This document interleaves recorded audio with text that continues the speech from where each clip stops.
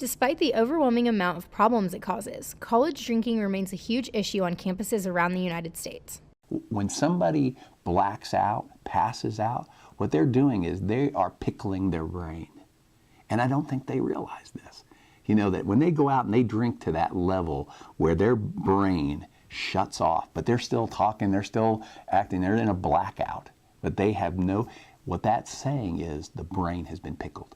It has enough alcohol in it to just shut it down. What we know is somebody who can brag, I can drink a case of beer, or young women who say, I can drink every guy in the room under the table. What are they saying? They're saying they can put enough alcohol in their body that we know that the liver and the parts of the body that have to process out that alcohol are being damaged every time they do that. And so they say they're setting themselves up for either having some major health problems down the line or becoming an alcoholic. Right now we're looking at probably about 75% of students that engage in some kind of drinking behavior on a monthly basis, right?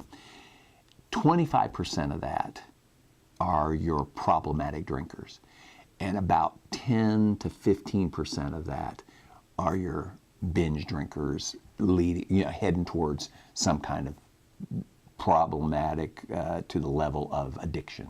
People always say trying to get college kids to stop drinking is like trying to stop the wind in West Texas. It's just not going to happen. So I think whenever, from an institutional perspective, it's not so much how do we stop kids from drinking, it's how do we teach them to do it safely. While drinking on college campuses seems to be a problem for every school, Dr. Kaminsky thinks the solution to the problem could be in the millennials. Would you want to give yourself and future generations a different path to go? You can be that agent of change. You can be the one that says, hey, it was done that way for so many years, but we realized that isn't the healthiest way to go. We're going to go a healthier path and be part of the generation that turns that in a new direction.